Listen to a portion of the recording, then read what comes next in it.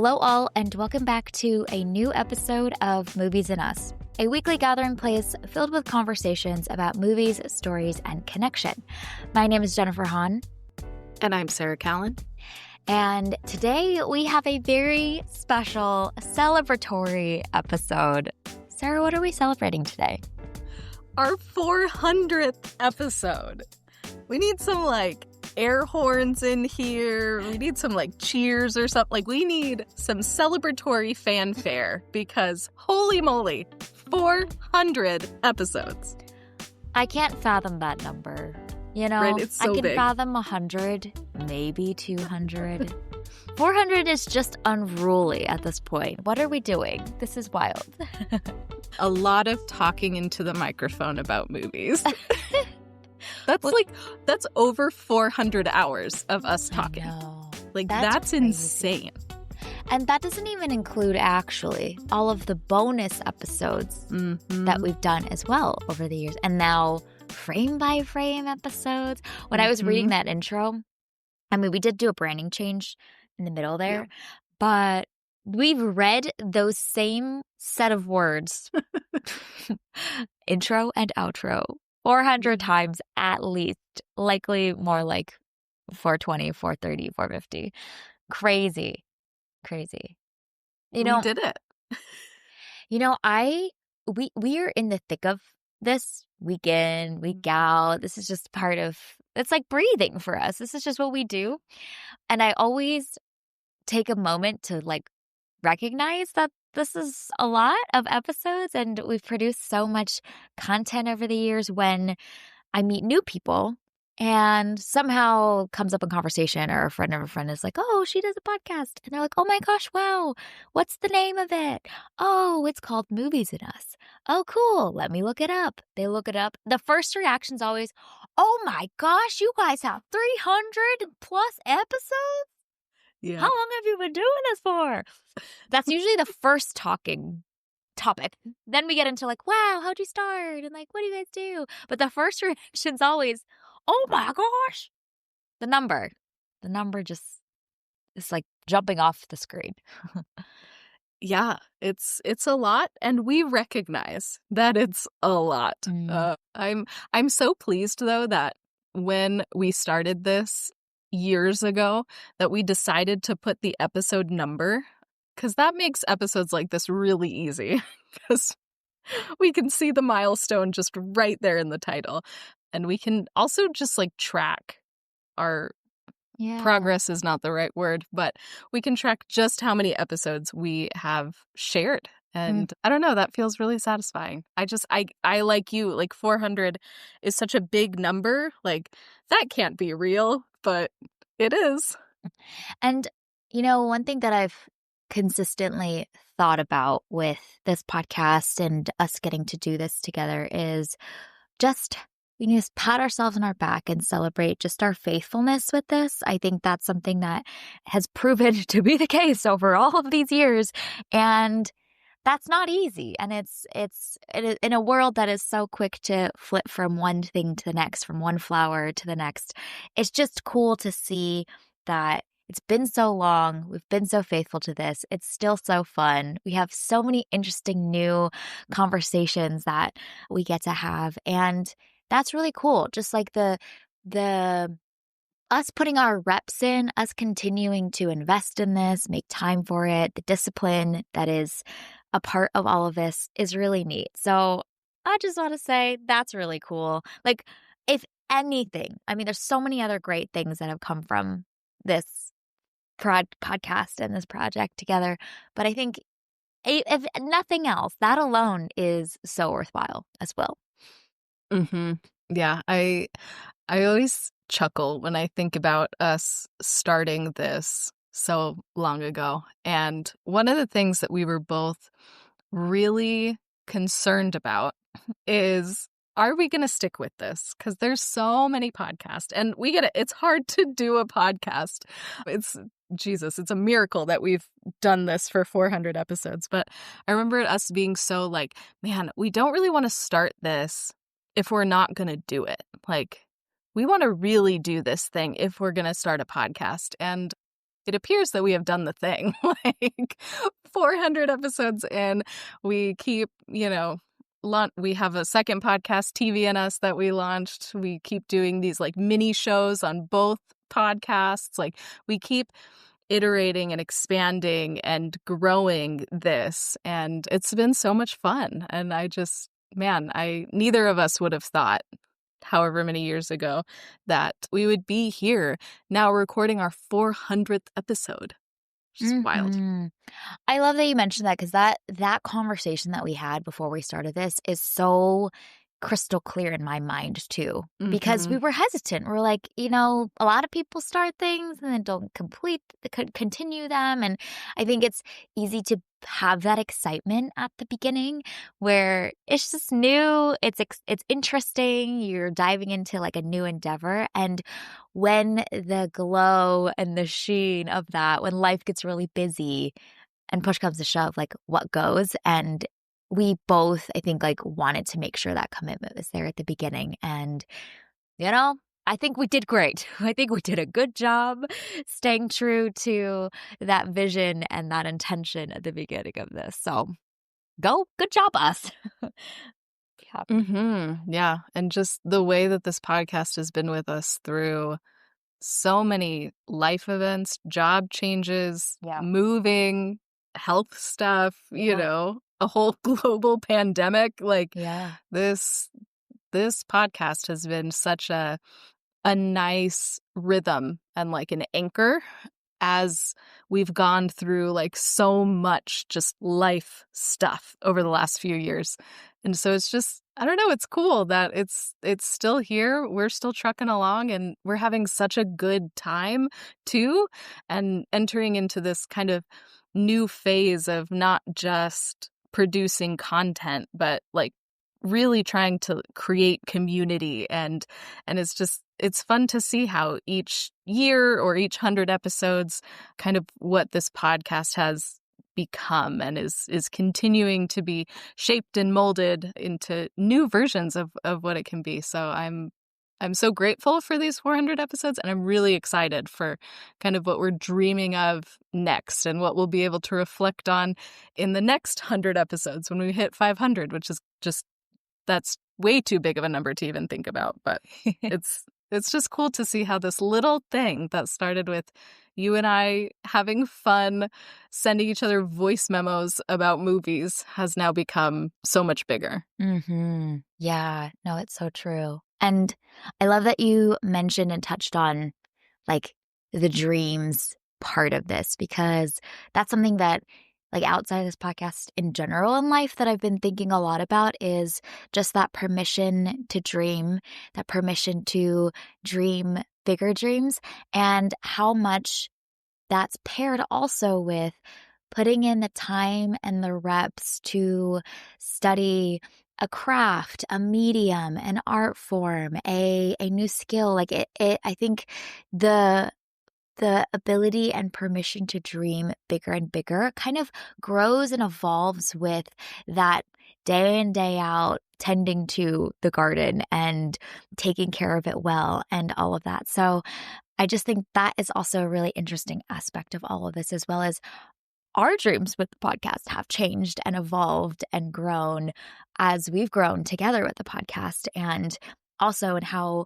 you and I work together and collaborate together and have seen our different giftings come together. So that's been neat to think about, of just all these reps, all this time that we've put in doing something that we love, how that's preparing for or sowing into whatever the next phases are. And we have no idea what they are. We could have never imagined being here. So that's been neat to think about, is just the way that our dreams have continued to grow and evolve and change over time as we've tended to our little garden here, our little patch of land, our little piece of soil that is here. And we've just seen it evolve and take shape as new opportunities have come, as new friends and partners have come along the way, and just kind of the adventure of all of that and the unpredictability of all of it, the way we couldn't have ever planned for a lot of it, it just kind of takes shape and is so organic, and how it grows in whatever story is being told through the And Us podcasts and with this one as well. Yeah, yeah. We we like to plan things. We like to be like really strategic thinkers and all of that. We did not plan this. Nope. Like a lot of this was just like, "Oh, hey, we're having fun. Let's do this." And it's been really, really cool to see how much community engagement we've found, like, being Mhm. plugged into this, like, film fan network and just being able to meet so many really great people and being able to encourage each other in our gifts, support each other's podcasts, and it's just been cool to see that communal nature that movies create and be able to find that in this, like, digital space as well, and we're just one small part of that, but it's been so fun to see how that has come up purely organically, and it's really exciting to think about how that is going to just continue to grow and how we'll be able to support other podcasters' dreams as well. There's a lot of Mhm. big things being talked about in our little, like, film friends circle, and so there's a Yeah. lot to be excited about and a lot of things to be grateful for. No, that's so good. That's so good, which is that point that you made around sharing in each other's dreams and furthering each other's dreams together with our little film friends community and network here on the socials and on this digital space that we all somehow like found ourselves intersecting in together is so exciting. It's so exciting. And just the warmth and the the way that like a shared love for the same thing really like connects us so quickly is so neat to see. I mean, we've never met any of these people, like we don't they're not in our like personal networks. The social medias, the technology is doing something really good here and being able to connect us with people across literally the United States, across countries. We potted with somebody from Mhm. Germany just a few weeks Yeah. ago. Like truly so interconnected, and getting to hear about other people's dreams and support them and share those things with our community has been so cool. It's been so exciting. Ah, I love it. And I was I mean, that's one of the big things that I could have never have, like, thought of, imagined, or planned for in the way that it exists today, which is how warm and supportive and close-knit this little group of film friends, pod friends are on the interwebs. I mean, you think about, like, collaborating with people, but I didn't think how just connected that we would all feel with each other, and that's really special. That's really special. Mhm. Ugh, it's the best. And the connections that we've been able to form, I think, also helped influence, like, as we were getting started, it was mostly just you and I figuring out this podcast thing and just having fun.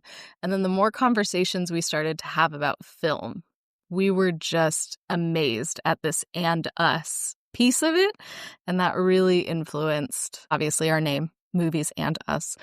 And so we're just it's so cool to be part of this community and find so many people who just love talking about film, and it just is such a cool way to open up conversations into so many other things as well. So, man, it's been so much fun that we get to do this week in and week out. It's so cool. It's really so cool. Like, I love it so much. It's and who knows what's to come, like, we couldn't have imagined where we are today and all of the people we've met along the way and things that have happened, so what could be next? We don't know, but it's very exciting. It's very exciting. We will find out. Mhm. We will indeed. Okay. Any other thoughts about our milestone, this exciting moment in our little journey? Any other musings that have come over the past couple of days? If not, we can dive into our celebratory moment here. Yes, yes, in honor of our 400th episode, we thought it would be fitting to review a movie with 400 in the title. It only makes sense, you know? It just feels right. We just do random things for our milestone We do. episodes. Here's the thing. We have so much like episode flow structure for a lot of our other pieces of content that are coherent and kind of can feel like, it's familiar, frame by frame flows similarly. An Oscar predictions, a top 10 episode, they all flow similarly. This is our place to be just chaos monsters, as the term you like to use. I do. I think over the we've done, like, Die Hard randomly just because we were like, we just wanna Well, watch that movie. because here's the thing. We developed this whole structure. We did this for our 200th episode, where we each picked a movie and we brought it and we reviewed both. And then it was really interesting, the two movies that we picked, because I picked Sorry to Bother You and you picked Fences. Yep. And that created a really interesting conversation that we Mhm. had. And so we decided that that was going to be our like 100th episode structure. And then we have not done that since then. So each 100th episode has been so different. And I can already see us doing something completely unhinged for the 500th episode because it's so big. So you never know what you're going to get on these 100 episode milestones. We just do what we feel like is great. So here we are, 400, a movie with 400 in the title. Why Mhm. not? This was such a great idea. This was Sarah's idea. She was a brainchild of this, and found this movie that's also is. I mean, I hadn't seen it before. I think you hadn't seen it before. I was reading about it. It is one of the like most important French films of all time. I think it was. I think I was reading it was on Sight and Sound's poll list one year. It was like the 50th most important film in film history. It's like, oh, we had no idea. We came to this film through this very weird backside door, and we've now discovered it. So we're gonna get to talk about it. It's also great because we haven't reviewed an older classic film in a long time. So that's very exciting. And by an iconic French wave film director, my gosh, how exciting. We haven't, I think, done a lot of French film either. So it's checking a lot of boxes, Most important box, though, is that it has 400 in its movie title, of course. Yeah, I'd never heard of this film before. I literally just Googled movies with 400 in the title, and this is what showed up. And I went, all right, we'll review that. Had no idea of its film or cultural significance. So here we are. What a happy accident. Yeah, we're now here to educate ourselves, apparently, in this celebratory Yes. moment. We're going to learn some things. We're going to experience and be exposed to some important pieces of film history. It's very good. Very good. Which is great. Honestly, like I have quite a few gaps in my film history Oh, knowledge yeah, me that I too. am working to fill in. As a person who loves movies, there are some things that you probably should see. So I'm working on that. So it's just nice to have this crossed off the list when I didn't even realize that it was on the list. Mhm. Yeah. Yeah. I am in the same boat. There's just so many. There's just not enough time. We need the Narnia superpower that Sarah and I love to talk about. There's just so much. Sometimes I'm like, I'm an embarrassment of a film fan because people will be like, "Oh, have you seen insert really iconic film?" I'm like, "No, I'm really sorry. I have not."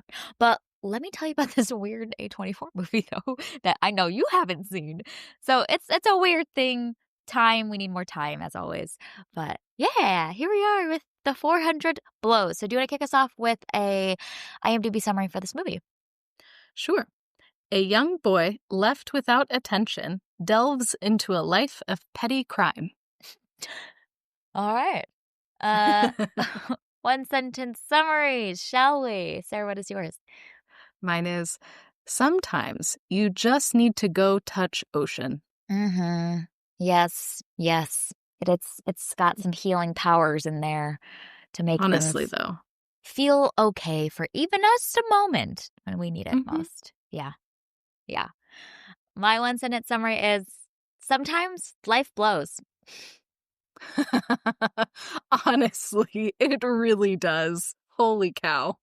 This movie is so sad It is. while being like whimsical in these really interesting little sequences as we're like frolicking around Paris.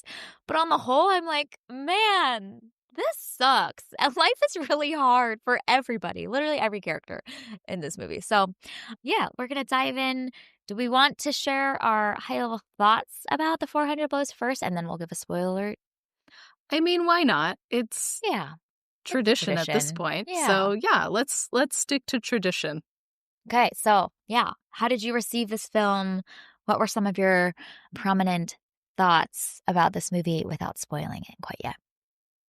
Yeah, I think for me, one of my favorite things about visiting older films, iconic films from film history, is that you then see some of the films that it influenced as well.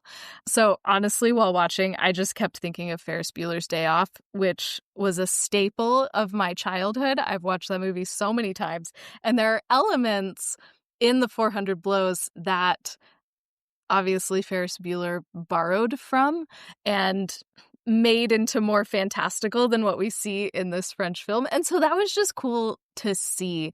And I think this film, like you said, is so effective in immersing us in this world. And it sucks. Like, everyone is having a hard time. I felt so bad for this kid who is just going through it, but also every adult in this film is just going through it. Like, it is a hard time to be a human in this film. And the fact that there are still these moments of levity and joy and these breaks from, like, the dreariness of the world was really heartwarming and also a little depressing at the same time. So I was just so impressed at the immersiveness of this film and how grateful I was to not be this little boy living in Paris at this time. Because man, that was a rough go of things. So I was just really impressed at how this film was able to just get me into his mind, get me into his world, and just let me chill there for an hour and a half.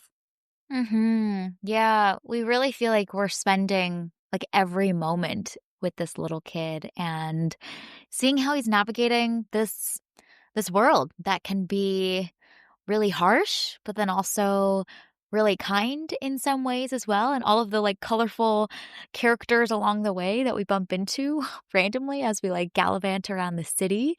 I loved a lot of those scenes and little moments with his pal. I thought those were so charming and so sweet and such a contrast to a lot of his other interactions with other humans in this world.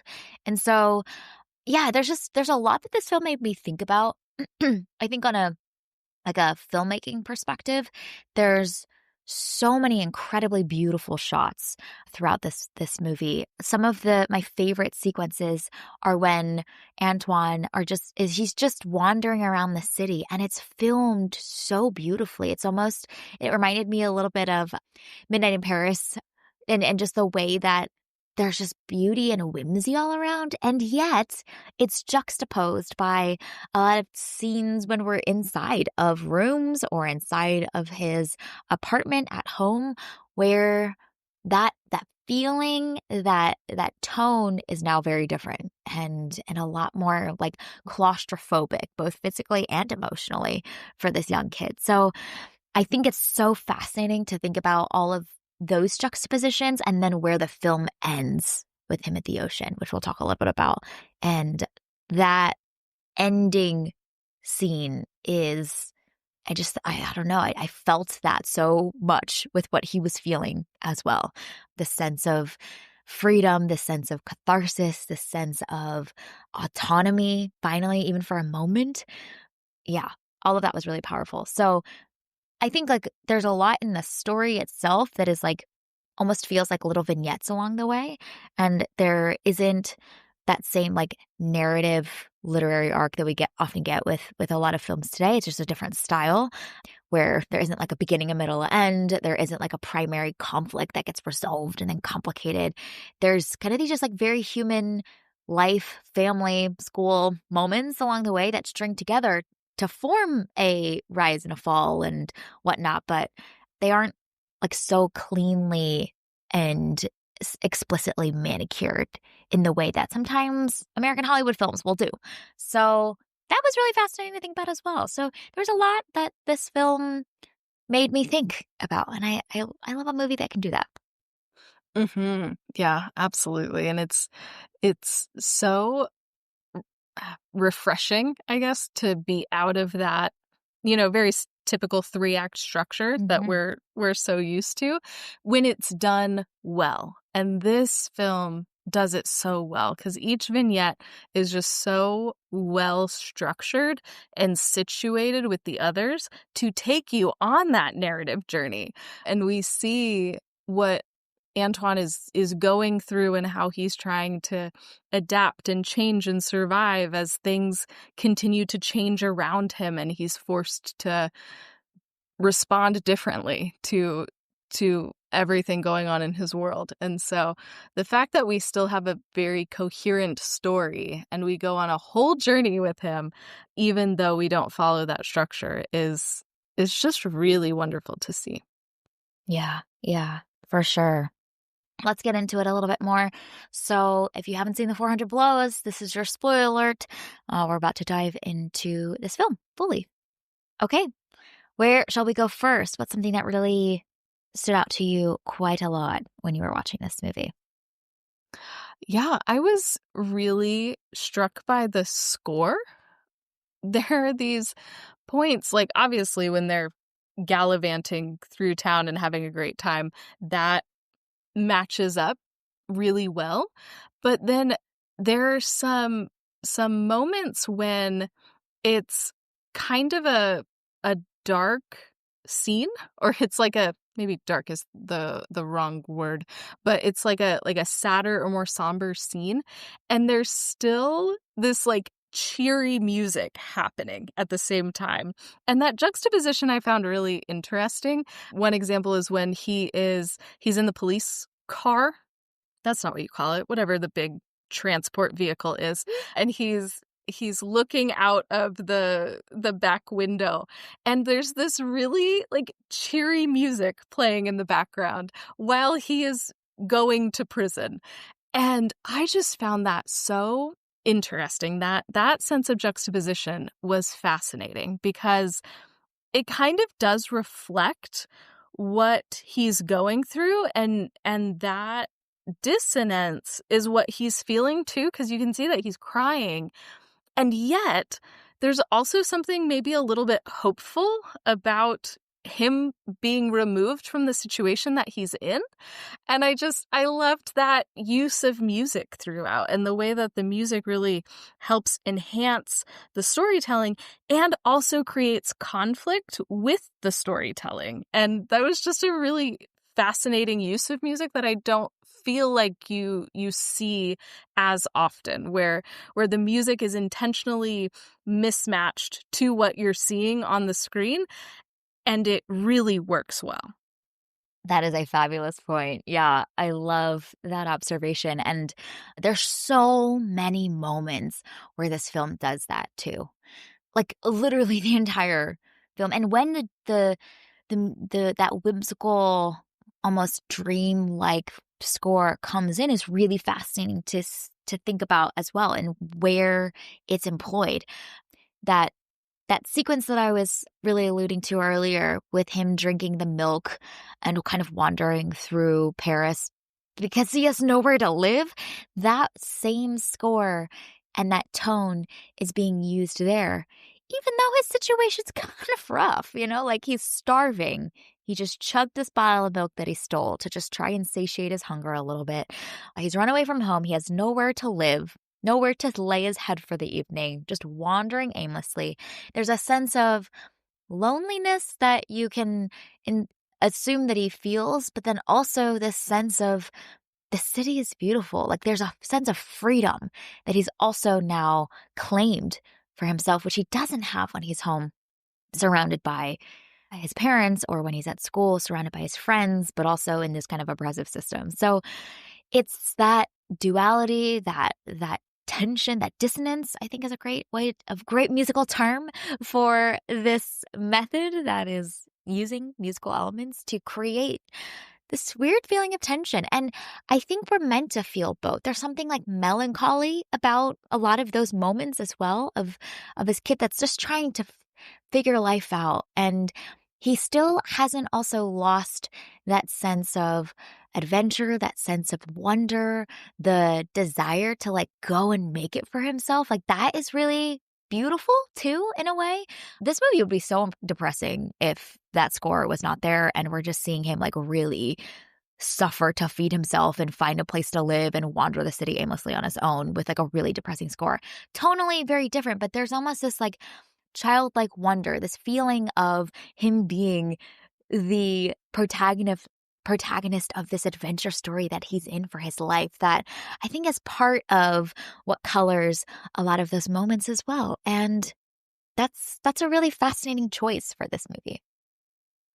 Because when you're watching it, obviously, it's kind of depressing. Like, we're following this kid who just can't catch a break and just, like, can't be a kid either. And then all of the adults are having such a hard time too. So, like, cognitively, this is an upsetting film. But while you're watching it, it's kind of fun to watch. And so I think that the music and the cinematography and the pacing of this is really, really important because you'll go from this difficult scene, and then the next one will be Antoine figuring out a way to cope, or he's doing something, he's breaking the rules in some way. So like he has this bad experience at school, and then he goes home and he is, you know, digging through his mom's stuff and playing with her eyelash curler. Or, he is in timeout in the corner and then starts writing stuff on the walls. So there's just these little silly or playful or sometimes mischievous moments that are just peppered throughout that I think help bring a levity to what otherwise would be a really, really just, man, hard to get through film. Yeah, yeah. And that dichotomy in kind of the situations he finds himself in, I think is also notable. This, once again, could have been a really depressing film with this kid on his own, kind of seeing the worst sides of like urban life. Could have also been another version of this movie, you know? I'm thinking about that scene where he's out wandering the streets and he just like stumbles upon this woman who's in a fur coat who like lost her dog that she doesn't know the name of. And he wants to like help her, but then this other man comes along and kind of wants to be the hero for the lady and is seemingly trying to hit on her. And like, this is his in to be like, no, no. He's like, no, please don't help her. I'm helping her, you know? And they're like fighting over trying to help this like beautiful woman in a fur coat find her dog. That is so, I found that scene so funny and also indicative of like kind of the tone that this film is looking to create, which is he doesn't run into something that's like incredibly dangerous or really tragic along the way. Life is comical and things are silly and they're not that serious, and that those moments coupled with a lot of really suggested difficulties and really truly emotionally, I think, painful and difficult moments between him and his parents and hearing his parents fight and a lot of the like relational strife that's happening there. That contrast is really fascinating. So it's almost like the film is saying life is silly. People are silly. And the most terrifying thing is actually maybe not even out on the streets, but in his own home. And the most like difficult things for him to navigate aren't even out on the streets. They're in his own home. The people that are supposed to be caring for him and all of the things that they are battling and dealing with and trying to work through. That's emotional. That's difficult. And that's an interesting like contrast that would have been very different. I actually expect when I read the premise of this film, of this kid like navigating the streets of Paris and like falling into like a life of petty crime, I thought we would see more of the rough, difficult parts of being out in the streets, having to survive, like getting yourself into dangerous situations, meeting some like slimy characters out there. And no, we don't. We just see these like whimsical little moments, these little vignettes. And what was most difficult to watch is actually a lot of the scenes when his parents are interacting with him and some of the impatience, the frustrations, the way that they're incredibly demanding with him and completely like dismissive and not really taking time to create space for him to express. That was harder to watch than him trying to figure out like how to navigate the streets at like 2 a.m. in Paris. And that makes the movie, I think, so much more heartbreaking too, because Antoine can't find really like a safe place to be. He's not particularly safe at home. He doesn't want to be in school. He sees no value in it, and there's no one in there in the school that's like investing in him. This isn't, the heartwarming teacher who invests in the troubled kid and brings out the best in him. Like, no, we don't got time for that. There's so many other kids. And it's so sad that he seems to find, I don't know, he seems to find himself in these adventures and having a better time in these places than in the places that you would traditionally feel safe and loved and all of that. And I think that is almost more true to life in a lot of ways than we get in a lot of movies. This film has no Hollywood gloss on it, obviously. And I find that really refreshing, because sometimes it's the people that you love the most, the people that you are closest to, that can do the most harm.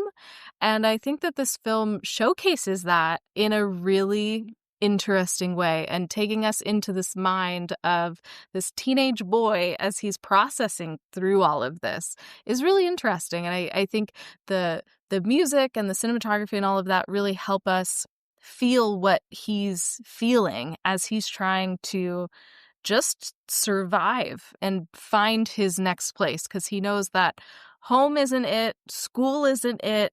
Where can he go where he can be himself and, I don't know, find people who will love him or invest in him or encourage him? And he hasn't found that yet, but he's searching, even if it means sleeping in a printing press or sleeping in his best friend's house, whatever that looks like. And so it's so sad to watch him go through that journey, but I think in a lot of ways it touches on some really real feelings that a lot of people navigate through, maybe not to this extreme, but it touches on something deeply human. Yeah, for sure. I really appreciate too that the film doesn't overly dramatize, overly sensationalize the neglect from the parents. It's interesting because I think I had read maybe like a premise or something about this film before watching it, that this boy, something about this young boy who's neglected. I think they specifically used the word neglected. And I don't know. I feel like the film allows room for the parents to be sympathetic in their own ways. That doesn't condone a lot of the like inability for them to create space for their child, but especially in the opening few scenes where we meet them, they're constantly talking about money and like needing money, asking for money, how much things cost. And I just feel like that was so significant for me to frame how I saw the parents throughout the rest of the film and all of the like not so great things that they do later on. But it humanizes the parents as well, because we can imagine, are perhaps under a lot of like financial stress. They're trying to survive as well. There's these like needs and desires that they're both trying to fulfill in kind of all the wrong places, but like it's so human to do that as well. Like the mom is trying to find some kind of like emotional validation, support, affection in her affair. The dad is looking to find some sense of meaning, purpose, value, worth through being successful at work. And those are such real human desires, the need to feel like you are something, and you find them in all of these other places. And then you put on top of that the pressures of financial stress and marital strife that's also happening between the two of them. It's a lot. And so I think zooming out, that like we've been talking about, it's heartbreaking for the kid to be in that environment and be the receiving end of a lot of the symptoms of that. But also, I think if you zoom out a little bit more, like just the stresses of having to like be a human in society and try and like tend to a lot of your emotional needs, and then also like deal with the logistics of like building a life, building a home with somebody and for a family and running the household, buying food. Like, it's hard to survive and be a human well and do everything else on top of it. And so I really appreciate that the film gives room for you to like consider the humanity of the parents. And I expected, after reading kind of the premise and the summaries of the film, that the parents would be a lot more abusive and neglectful and incredibly dismissive. And they don't make some great choices, but on the whole, I think that the beginning of the film, those first few scenes where we meet them, really allows space for them to be humanized. And I appreciated that because I think it would have been a more overly simplified film for the parents to be kind of painted as the villains, and I kind of leaned into really heavily villainizing them instead of kind of allowing them to be the villains in the story in a lot of ways, but maybe not to the same intensity and degree that another version of this film could have done. And I think that through line of money throughout the film is really interesting as well, because I think just about every character that we meet talks about money in some way. Obviously the parents are having these conversations, but the kids too. And the kids have that whole conversation about like, yeah, just steal a couple of dollars from your mom's purse. Like, no big deal. Everybody does it. And then you even see his friend's dad talking about how, the mom sold everything and his prized horse is what he has left, the thing about Antoine stealing money from his grandma. Like, just there's this dark cloud over everybody in this movie about money and how they're going to be able to make it and how they're going to make ends meet. And hello, talk about a relatable plot point, because we've all been there where you're not sure how you're going to make the next bill, or, is my paycheck going to cover rent and food this month? That is such a real thing that we all go through at points in our lives. And so I think that that was so smart and so intentional, because whether you're in 1959 or you're in 2025, you know what that feels like and the stress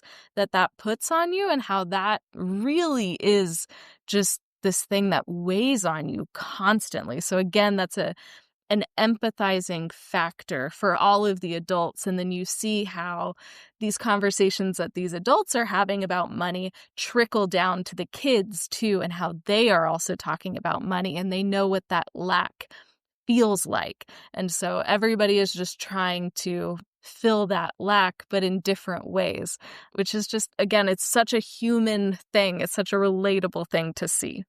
And the film is unafraid to like have that theme be so present from the very beginning. Like it is unable to be ignored.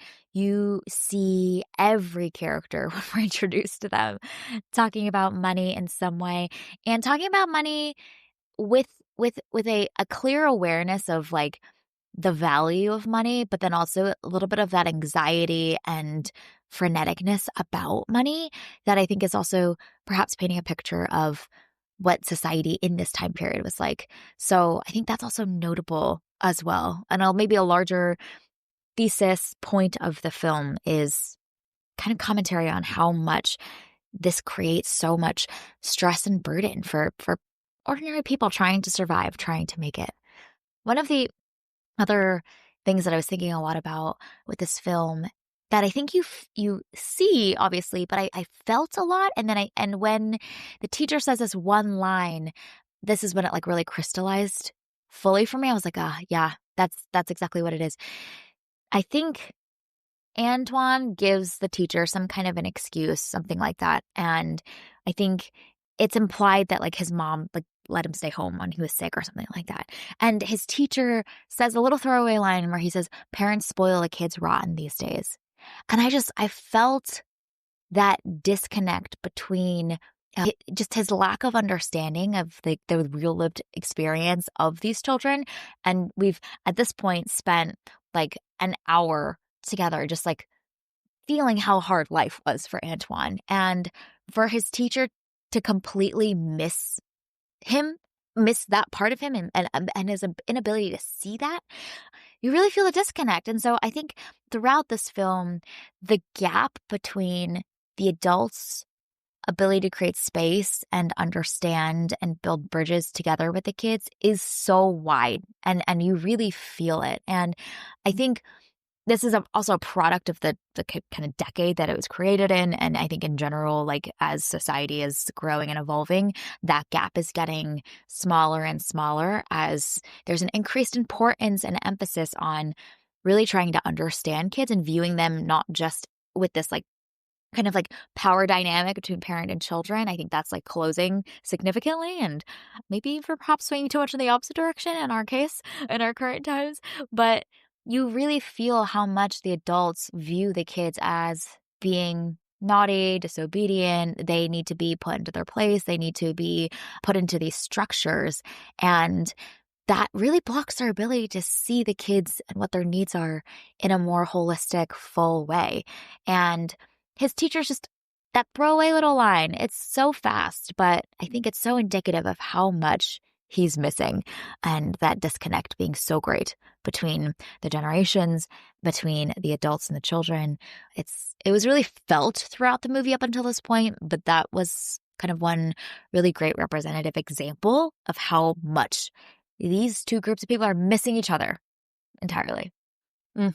Yeah, I think that's another piece of this film that was so fascinating watching it, especially watching it for the first time in 2025. Obviously, our world is very different, technology, yada, yada, but it's really fascinating to watch how kids are treated in this film and just the way that, you know, parenting is very different today, teaching is very different today. And obviously, we get things wrong today too, but it was just fascinating to see the ways that things have shifted and changed over the years as we have changed as people. And I loved being kind of transported back in time and seeing, obviously like France and the US have different cultures, but also these different generations. We have very different cultures as well in how we relate to one another. And so it's cool to see the things that are still the same and then the ways that things are very different versus how it was in 1959. Yeah, absolutely. And this might be like a weird comparison point, but I was thinking about it a lot during the film. But the putting this film in conversation with The Adventures of Tom Sawyer by Mark Twain, I think it was just like an interesting like a thought exercise in my mind because The Adventures of Tom Sawyer is about like a mischievous boy growing up in the South, but it was significant at the time because it really humanizes and changed perspective around how children were viewed in that time period in America. And for the 400 Blows, it's presumably adult audiences that are going to see this movie, and the ability for this film to humanize children, to get adults in the audience to walk in the shoes of and understand a little bit of what it feels like to be dismissed, what it feels like to be unheard, what it feels like to be controlled and told what to do, what it looks like to discipline well versus not, and examples of what that looks like. It's just a fascinating, like, mental thought exercise to think about, like, the impact that the 400 Blows may have had beyond just it being, like, a great piece of art and a great film, but even just, like, shifting and changing perspectives of perhaps French adult audiences at the time in the 1959 into the 60s. It's just an interesting thought of just the way that movies, art, literature can really shift perspectives and change and maybe dispel some of the preconceived notions about people groups or parts of society. It was just a whole thought train that I went down. And I don't know enough about this film to know like its legacy or its impact. And maybe we will never know. But I loved thinking about the ability for this film to move parents, touch parents that may have been in the audience in the room at the time. Yeah, it's really interesting to think about this this movie, because movies are just empathy machines, you know, they're a way, like you said, for us to step into another person's shoes. We are able to see and experience the life or the story of another person outside of our own context.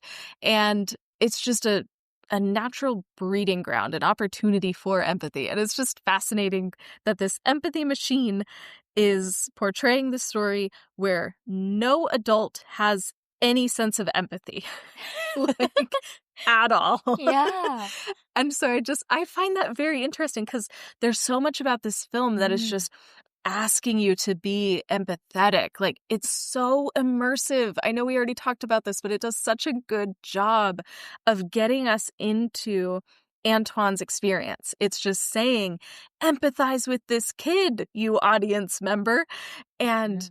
it's just so interesting that no adult in the film is able to do that. And so I wonder if that was in this filmmaker's brain of like, we're gonna not have him be able to connect with any adult in this, but I'm going to create such an immersive and empathetic story that people in the audience will be able to empathize with him when he can't get that from anyone in the story himself. Yeah, that's so good. That's so good. And you can feel how much Antoine just longs for that. And so for every or at least even a few of those audience members when they go home, do they see a little bit of Antoine or can compare, the experience of their own kids and just consider it a little bit more than they might have before watching this movie. To be changed a little bit in that way by this movie is a powerful, powerful force that films are able to hold. So yeah, that's so cool. Any other big thoughts about the 400 blows? I just think this film title is really funny, by the way. I love it. It's this like beautiful, artistic, whimsical, tragic story. And the title's just like the 400 blows. And I feel that so hard by the end of the movie of like, yes, he has undergone probably more than that in his lifetime. And you get a little taste of just blow after blow after blow that he's up against. So funny. Well, and I was reading that that's an issue with the French to English translation Hmm. because that's like literally what it is in French. It's a literal translation, but that phrase is actually more of an idiom. I don't remember what it means because I didn't write it down, but I think that's another interesting piece of all of this as well is the bits that are lost in translation Oh. when you're viewing something that is in a different language. And so even with the title, we get a little bit of that lost in translation piece of it. Yeah. Yeah. That's fascinating to think about. And like those cultural norms and how people related to each other in French culture and French families at the time of the this is also, to your point, not just bridging across like cultural boundaries, but also like generational boundaries as well. Like even when we watch American films that are from the 60s or the 70s, there's like that gap too that we're like, okay, maybe there's something about this time period where that landed differently or that would have resonated differently or that would have felt really familiar in a way that it's not familiar to us at all. So yeah, we're bridging across two dimensions with this one. So I found this on IMDb. Again, I don't speak French and I am not living in 1959, so we'll take this with a grain of salt because it's on IMDb. But one piece of trivia says the English title of the movie 400 Blows is an overly literal translation of the original title. The original title stems from a figure of speech meaning to live a wild life, as the main character does. A better translation of the expression would be to do the 400 dirty tricks. And Oh. then, yeah, another trivia says the title of the film comes from the French idiom, says the idiom in French, meaning to raise hell. So it's more of this like sense of, I guess, like mischief rather than, you know, this, you know, kind of beat down that this kid goes through. And I think even that framing is very different because if you're watching something that's referencing the idiom to raise hell, you're going to go into it with a very different perspective than if you're watching something that's the 400 blows. And I'm like, oh my God, this kid's just getting a beat down the entire time. So I find that interesting, that there maybe is a little bit lost in translation that then maybe colors how we see the film as well. Yeah. Yeah. No, that's so good. That's so interesting to ponder and think about, and just how much we've missed. Like, what we've gotten is a subset of perhaps everything, but even then, like, and we probably, the thing is, there's things we missed, and then there's also things we've misinterpreted, which is always really fascinating to think about as well with films that are placed in foreign countries, different languages than our home one. Yeah. So fascinating. Okay. Well, this was our review and discussion of the 400 Blows in celebration of our 400th episode here on the Movies and Us podcast. You can find this movie available to stream on, I think, a bunch of streaming services. I think Sarah and I both watched it on Max.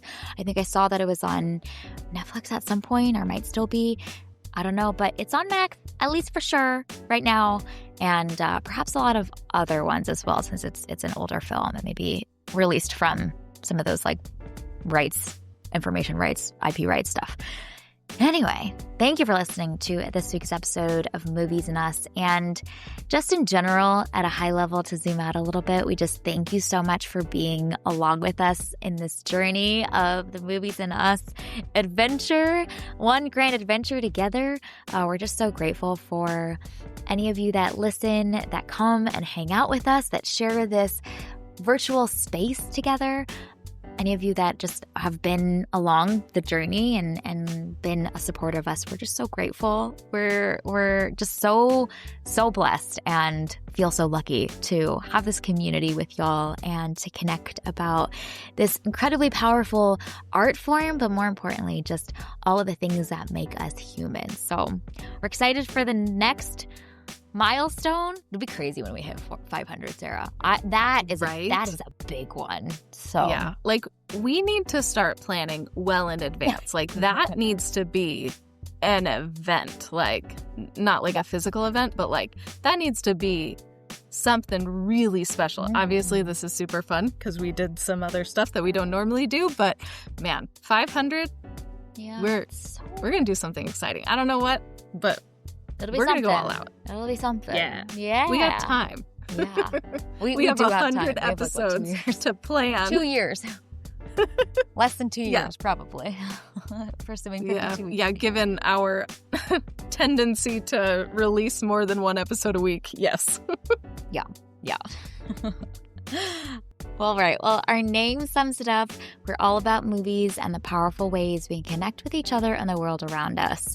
That has stayed true for us throughout all 400 of these episodes, and will still continue to be our foundations, our pillars, the things that we're rooted most in, and the things that we just adore the most, too.